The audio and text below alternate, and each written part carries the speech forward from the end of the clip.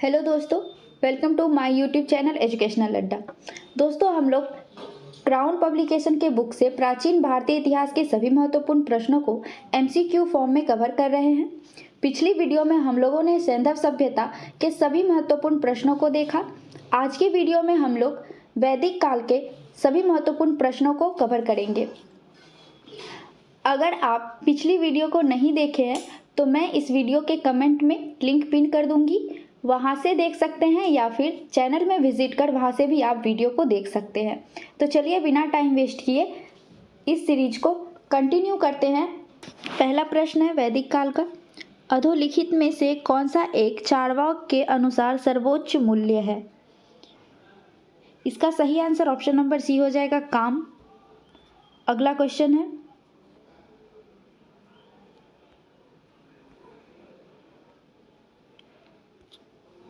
ऋग्वेद में 20 शब्द का उल्लेख हुआ है, तो 20 शब्द का कितनी बार उल्लेख हुआ है? इसका सही आंसर ऑप्शन नंबर ए हो जाएगा, 170 बार। अगला क्वेश्चन है, आर्य शब्द इंगित करता है, इसका सही आंसर हो जाएगा श्रेष्ठ वंश को। इसका सही आंसर ऑप्शन नंबर डी हो जाएगा, आर्य शब्द। अगला क्वेश्चन है, क्लासिकी संस्कृति में आर्य शब्द का अर्थ है, इसका सही आंसर हो जाएगा ऑप्शन नंबर डी, एक उत्तम व्यक्ति। अगला क्वेश्चन है, ऋग्वेद का कौन सा मंडल पूर्णतः सोम को समर्पित है? इसका सही आंसर ऑप्शन नंबर सी हो जाएगा, 9वां मंडल सोम को समर्पित है। अगला क्वेश्चन है, निम्नलिखित में से किस एक वैदिक साहित्य में मोक्ष की चर्चा मिलती है? तो उपनिषद में मोक्ष की चर्चा देखने को मिलती है, इसका सही आंसर ऑप्शन नंबर डी, उपनिषद हो जाएगा। नेक्स्ट क्वेश्चन है, धर्म तथा रीत भारत की प्राचीनतम वैदिक सभ्यता के एक केंद्रीय विचार को चित्रित करते हैं। इस संदर्भ में निम्नलिखित कथनों पर विचार कीजिए। कह रहा है कौन सा कथन सही है। पहला कथन है, धर्म व्यक्ति के दायित्व तथा स्वयं तथा दूसरों के प्रति व्यक्तिगत कर्तव्य की संकल्पना था, जो कि सही है। दूसरा कथन है, रीत मूलभूत नैतिक विधान था जो कि सृष्टि और उसमें अंतर्निहित सारे तत्वों के क्रियाकलापों को संचालित करता था, ये भी सही है। तो इसका पहला और दूसरा कथन दोनों सही है, ऑप्शन नंबर सी इसका सही आंसर होगा। नेक्स्ट क्वेश्चन है,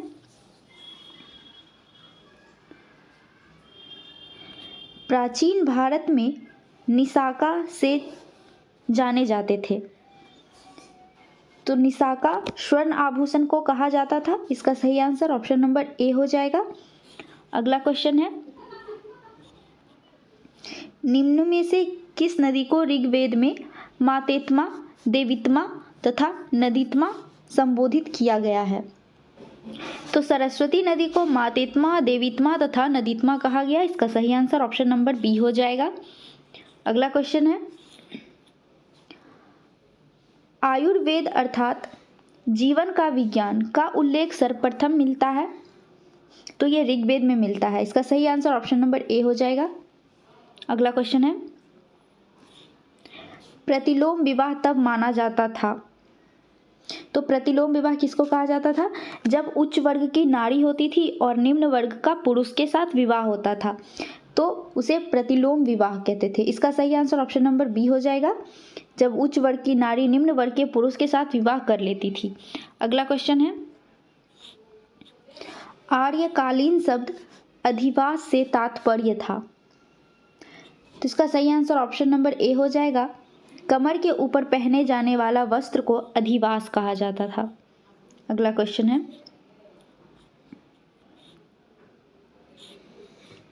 निम्नलिखित में से वह दस्तकारी कौन सी है जो आर्यों द्वारा व्यवहार में नहीं लाई गई थी? तो इसका सही आंसर ऑप्शन नंबर डी हो जाएगा, लुहार। लुहार का काम आर्यों के द्वारा नहीं किया गया था। अगला क्वेश्चन है, महाभारत मूलतः किस रूप में जानी जाती थी? तो महाभारत को जय संहिता करके भी जानते हैं, इसका सही आंसर ऑप्शन नंबर डी हो जाएगा, जय संहिता।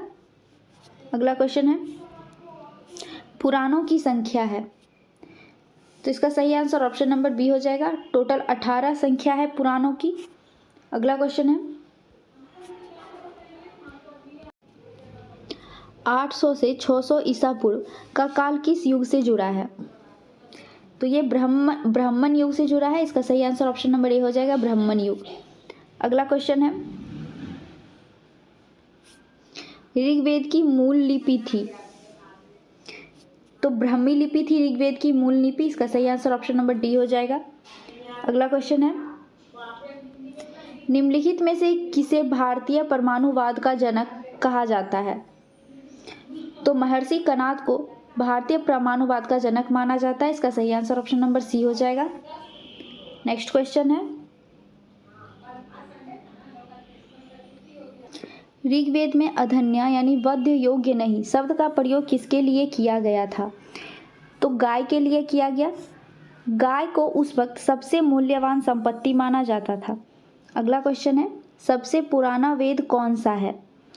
तो ऋग्वेद सबसे पुराना वेद है। इसका सही आंसर ऑप्शन नंबर बी हो जाएगा। अगला क्वेश्चन है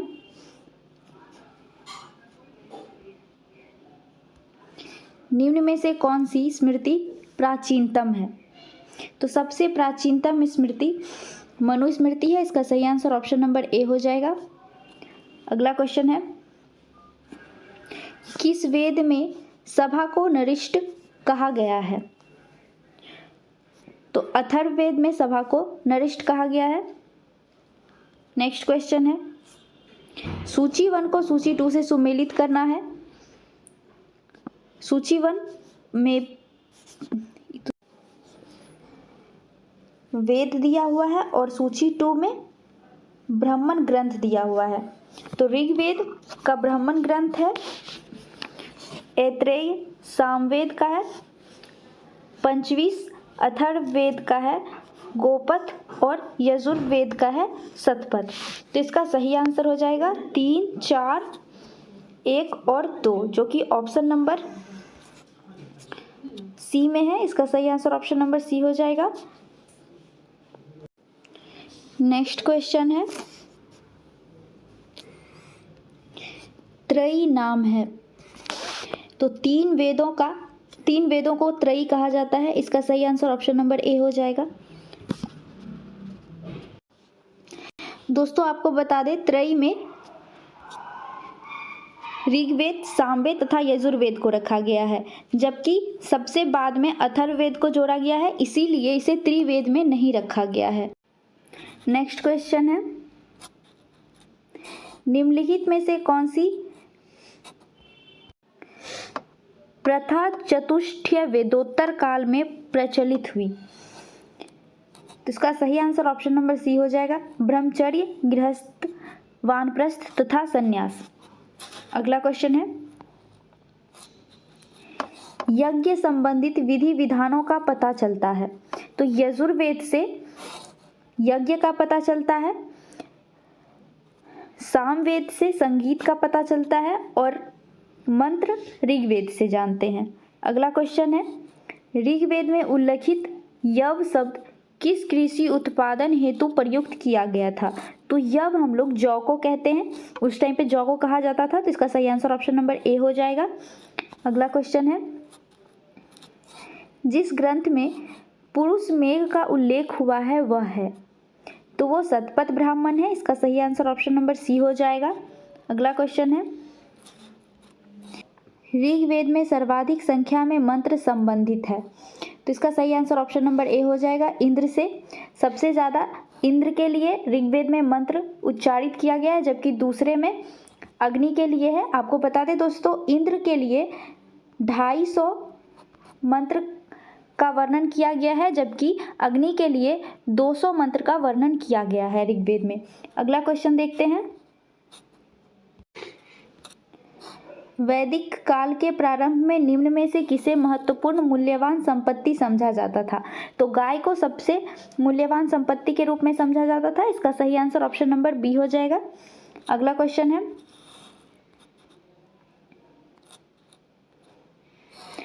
प्राचीनतम विवाह संस्कार का वर्णन करने वाला विवाह सूक्त किसमें पाया जाता है? तो इसका सही आंसर हो जाएगा ऑप्शन नंबर ए ऋग्वेद। अगला क्वेश्चन है भारतीय संगीत का उद्गम किसमें खोजा जा सकता है? तो सामवेद की संहिता में संगीत का उद्गम यानी संगीत का वर्णन किया गया है। इसका सही आंसर ऑप्शन नंबर सी हो जाएगा। अगला क्वेश्चन है, संस्कारों की कुल संख्या कितनी है? तो 16 संस्कार का वर्णन किया गया है। इसका सही आंसर ऑप्शन नंबर डी हो जाएगा। अगला क्वेश्चन है,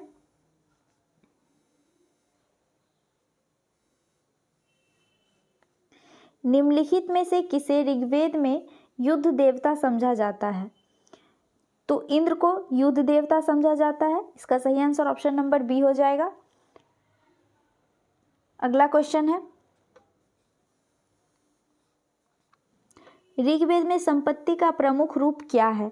तो गोधन यानी कि गाय को ऋग्वेद में संपत्ति का प्रमुख रूप माना जाता है। इसका सही आंसर ऑप्शन नंबर ए हो जाएगा। अगला क्वेश्चन है,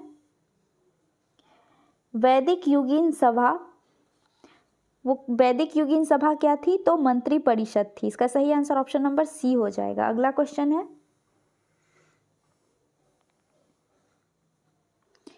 14वीं सदी ईसा पूर्व का एक अभिलेख जिसमें वैदिक देवताओं का वर्णन है प्राप्त हुआ है। तो ये बोगजकोई से प्राप्त हुआ है। इसका सही आंसर ऑप्शन नंबर बी हो जाएगा। अगला क्वेश्चन है, प्राचीन काल में आर्यों के जीविकोपार्जन का मुख्य साधन था? तो शिल्प कर्म था आर्यों के जीविकोपार्जन का मुख्य साधन। इसका सही आंसर ऑप्शन नंबर सी हो जाएगा। अगला क्वेश्चन है,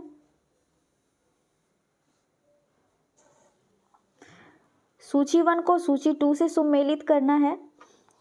एक तरफ है वैदिक नदी और दूसरा तरफ है उस नदियों का आधुनिक नाम।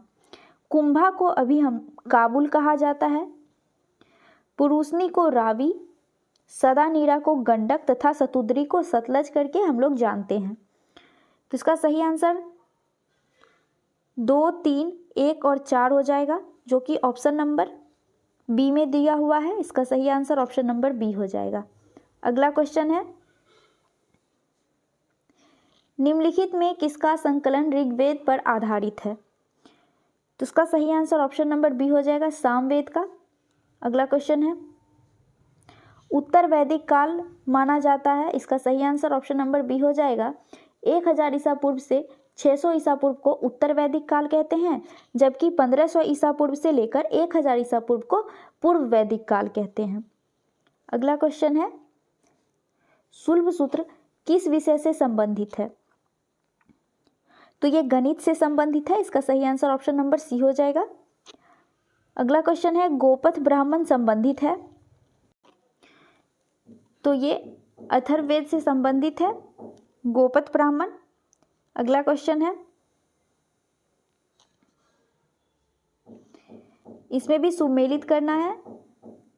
अथर्ववेद में किसकी चर्चा की गई है? तो अथर्ववेद में औषधियों से संबंधित विषय में चर्चा की गई है। ऋग्वेद में ईश्वर महिमा, यजुर्वेद में बलिदान की विधि दी गई है और सामवेद में संगीत की। तो इसका सही आंसर हो जाएगा 3, 1, 2 और 4, जो कि ऑप्शन नंबर 1 में है। इसका सही आंसर ऑप्शन नंबर ए हो जाएगा। अगला क्वेश्चन है, उपनिषदों का मुख्य विषय है? तो उपनिषद का मुख्य विषय दर्शन है। इसका सही आंसर ऑप्शन नंबर बी हो जाएगा। अगला क्वेश्चन है, निम्नलिखित में से वैदिक साहित्य का सही क्रम कौन सा है? इसका सही आंसर ऑप्शन नंबर ए हो जाएगा।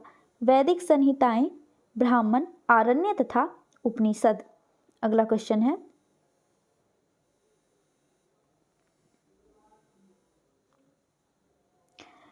प्राचीन भारतीय समाज के प्रसंग में निम्नलिखित शब्दों में से कौन सा शेष 3 के वर्ग का नहीं है? तो कोश जो है वो शेष 3 से संबंधित नहीं है, जबकि कुल, वंश और गोत्र ये तीनों एक दूसरे से संबंधित है। अगला क्वेश्चन है, गायत्री मंत्र की रचना किसने की थी? इसका सही आंसर ऑप्शन नंबर बी हो जाएगा। विश्वामित्र जी के द्वारा गायत्री मंत्र की चर्चा की गई थी और गायत्री मंत्र की चर्चा ऋग्वेद के 3 मंडल में है, जो कि सूर्य देवता को समर्पित है। अगला क्वेश्चन है, निम्नलिखित में से पूर्व वैदिक आर्यों का सर्वाधिक लोकप्रिय देवता कौन था? इसका सही आंसर हो जाएगा ऑप्शन नंबर डी, इंद्र जो है उस वक्त सबसे लोकप्रिय देवता था, जो कि युद्ध का देवता माना जाता था। अगला क्वेश्चन है, वैदिक काल में किस जानवर को अधन्या माना जाता था? तो इसका सही आंसर ऑप्शन नंबर सी हो जाएगा, गाय को अधन्या कहा जाता था। अगला क्वेश्चन है,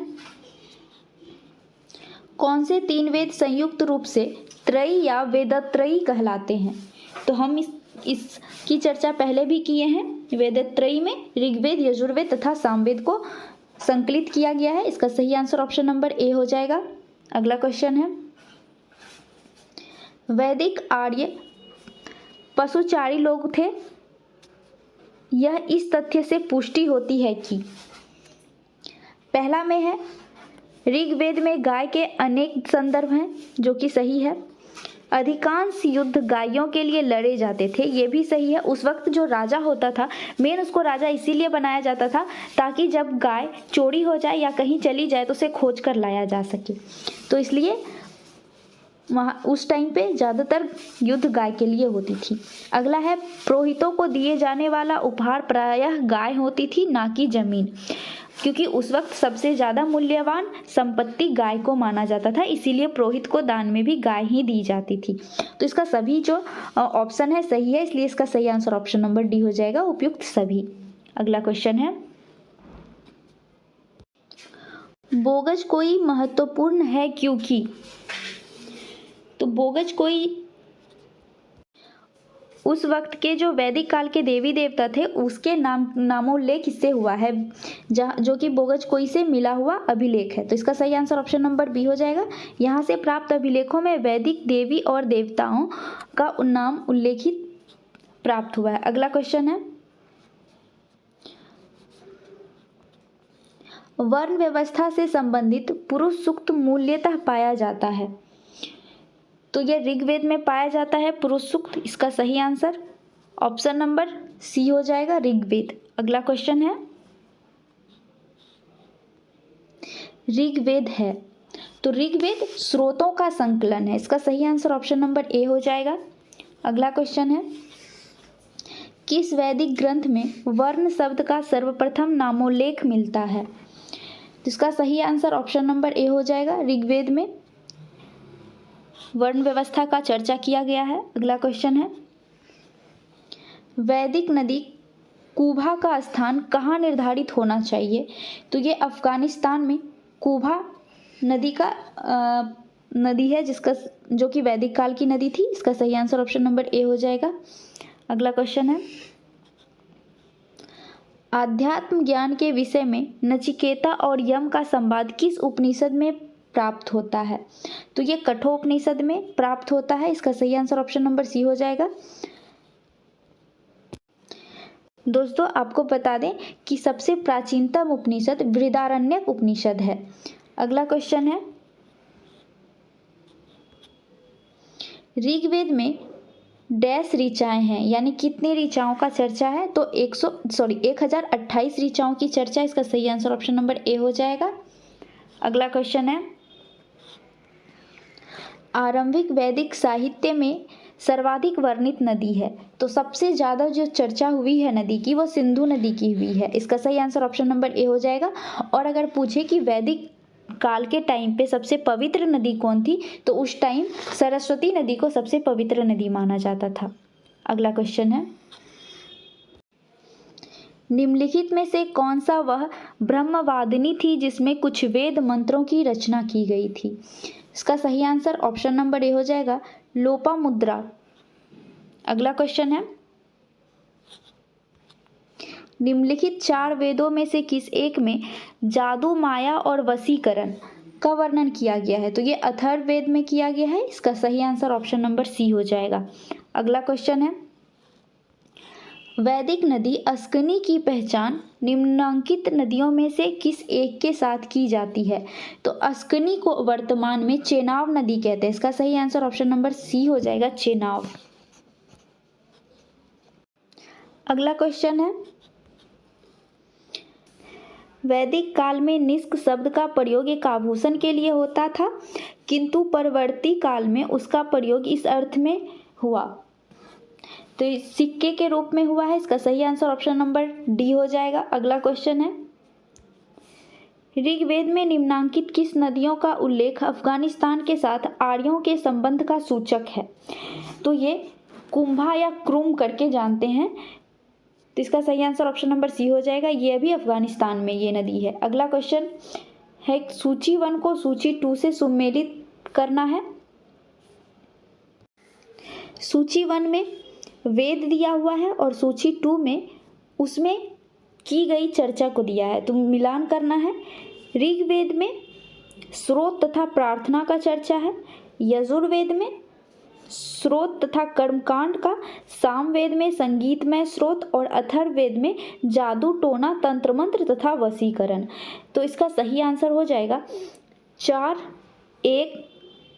2, 1 और 3, जो कि ऑप्शन नंबर ए में है। तो इसका सही आंसर ऑप्शन नंबर ए हो जाएगा, 4, 2, 1 और 3। अगला क्वेश्चन है, ऋग्वेद संहिता का 9वां मंडल पूर्णतः किसको समर्पित है? तो ये सोम तथा इस पे पर नामकृत देवता को समर्पित है। मेन 9वां मंडल जो है वो सोम देवता को समर्पित है। इसका सही आंसर ऑप्शन नंबर डी हो जाएगा। अगला क्वेश्चन है, उपनिषद काल के राजा अश्वपति शासक थे, ये कहाँ के शासक थे? तो इसका सही आंसर ऑप्शन नंबर बी हो जाएगा, केकई के राजा थे अश्वपति। अगला क्वेश्चन है,